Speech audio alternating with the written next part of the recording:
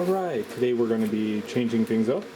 I'm just getting to the point where I need a different project, and I have a forge, but what I want to do is build a better smelting furnace to melt copper.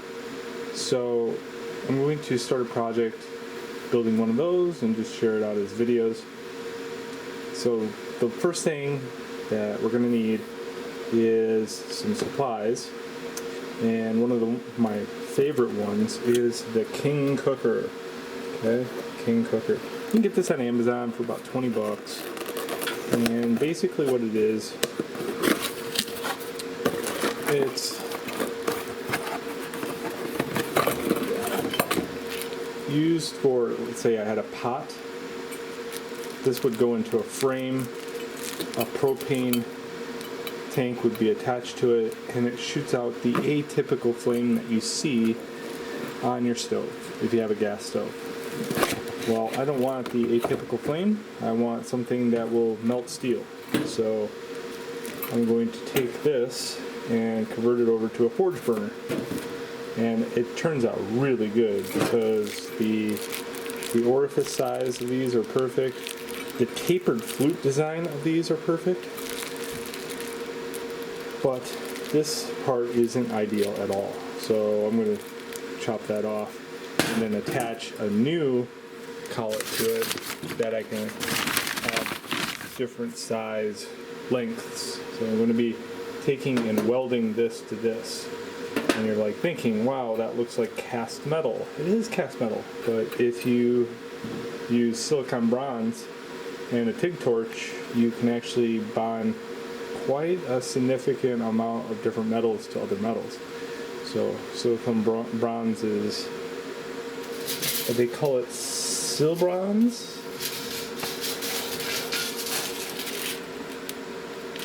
Yeah, sil bronze, silicon bronze. Awesome stuff. It's basically an alloy metal, but when you TIG weld with it, oh, it's just beautiful stuff, really. So the first thing we're going to do is chop this off.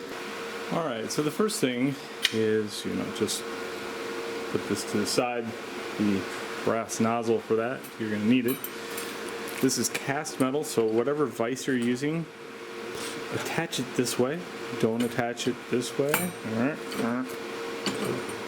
Because if you don't cast it the other way, it has a chance of cracking. Trust me when I say cast metal is a delicate snowflake. So I like this vise right here is from Harbor Freight. It's a really small jaw.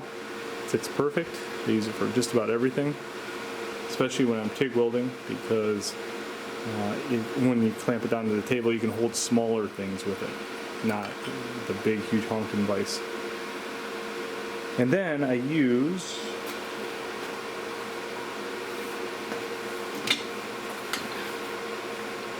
a diamond wheel. They use these to cut tile, but you can also cut metal with them. Like this one says metal cut off, but you can use the ones that say tile on it too. It doesn't matter. This could get loud, so please turn down the volume.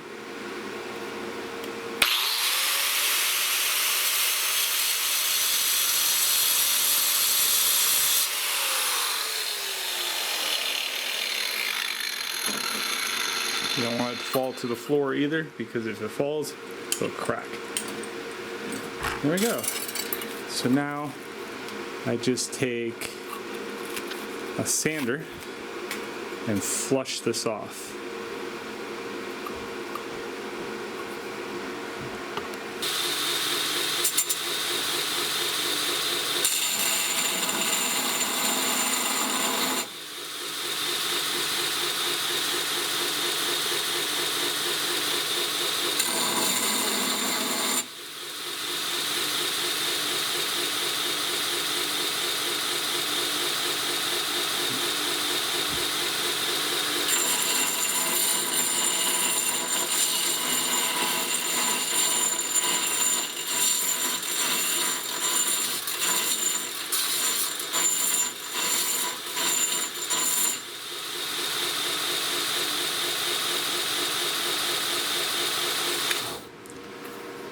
So I want that metal to be kind of cleaned up around there.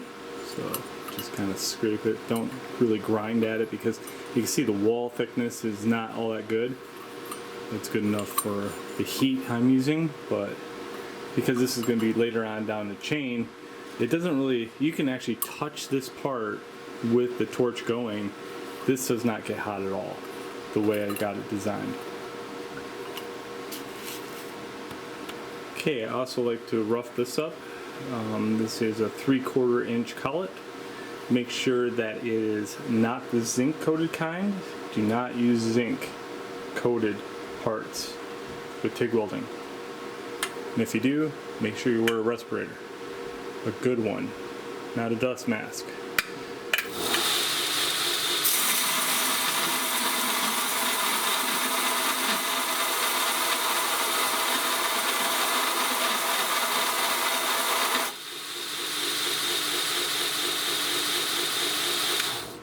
That's all you need to do right there. You also want it to sit down in the collet just a little bit, so I'm going to taper this just so slightly, ever slightly.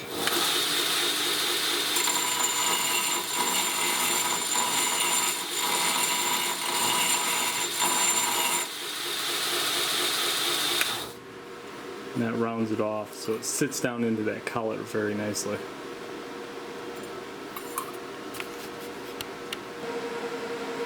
Alright, so to keep it square, I use a metal carpenter square.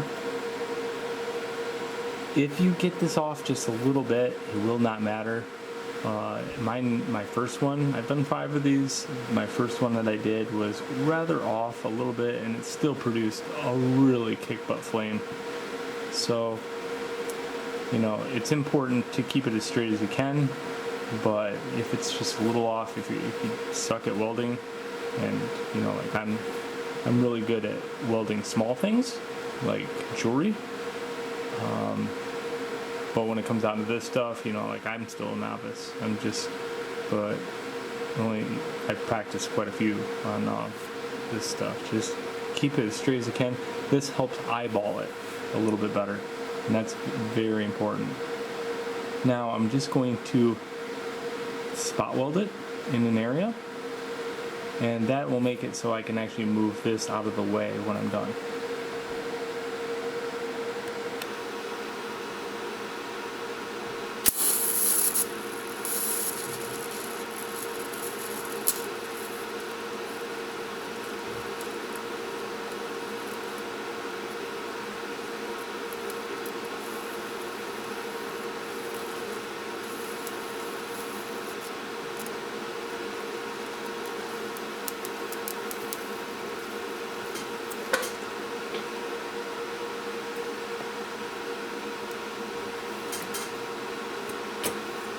So just like that.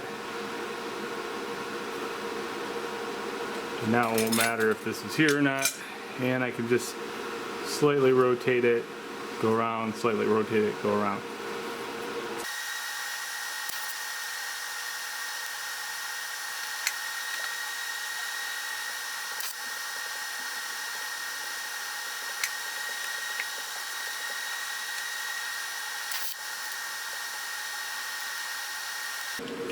Okay, well that weld cools down naturally.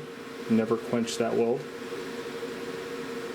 We'll talk about this. This is your regulator. So this is a 30 psi. I would highly suggest 30 psi.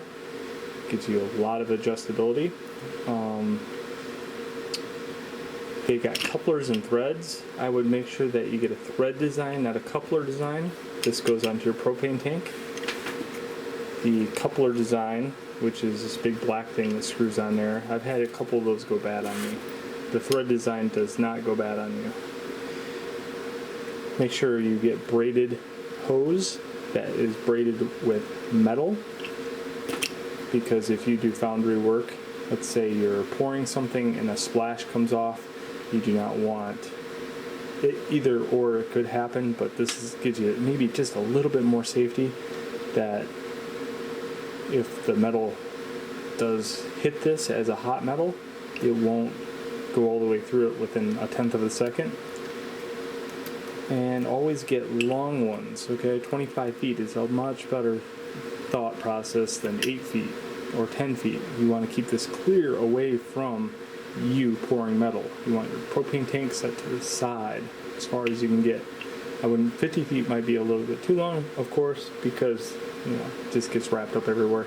But 25 feet works out really well.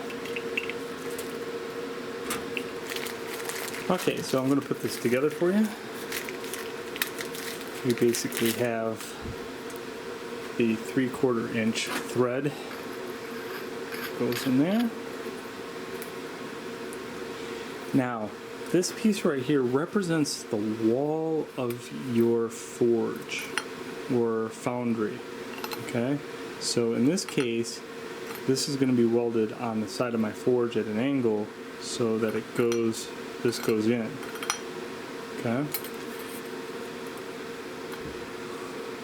Just use your imagination. Think that, like there's this big cylinder here. This is going into the cylinder.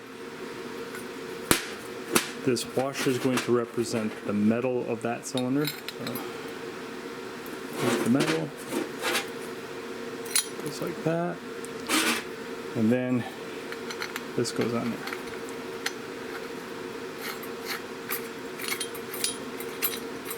And what I like about this design, all the heat is right here. It barely ever climbs as far as like right here on it. So this does not receive any heat. Doesn't matter if this is here or not, it just never gets heated right here. All the heat stays here. And that's a good torch in my humble opinion, where if it's the tip of the torch that gets hot, that's telling me that it's a good design along with the shape of the flame. So there we go. We have this brass piece that fits in the end. That's what came with the King cooker. This is where this gets attached to, and then it attaches to the propane tank. And I will wait till dark to light this up for you.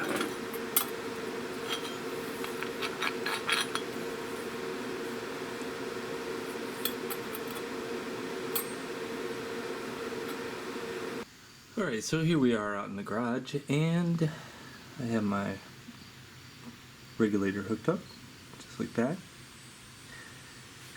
So one of the things that you should do is, if you are getting this regulator, turn it all the way off by going like that. You can then turn on the gas, and then you can crank it a little bit. You can hear it hiss. Okay, so that's how you start out low. Now, what's really nice about this burner is you can start it at a really low rate. Some burners you cannot. Alright, so fire it up. And right now that flame is not what I'm looking for.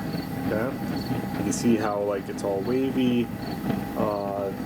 There's very little orange, which is awesome. That means there's no it's not an oxidizing flame, it's not a rich flame. If I wanted to see what that looks like, this is not a good flame. Okay? So it's not a bad flame, it could be worse. It could be like this. Which is awesome, because if you just want to like start your forge or start a smelting furnace and just like kind of get it warmed up at a very low rate, the PSI on this thing is at less than 1% and it's going, which is unheard of. Alright, so I'm going to crank this up.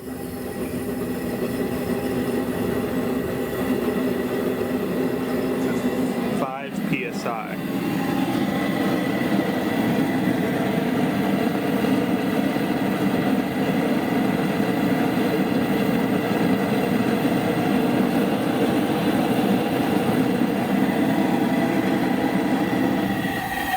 Bad flame.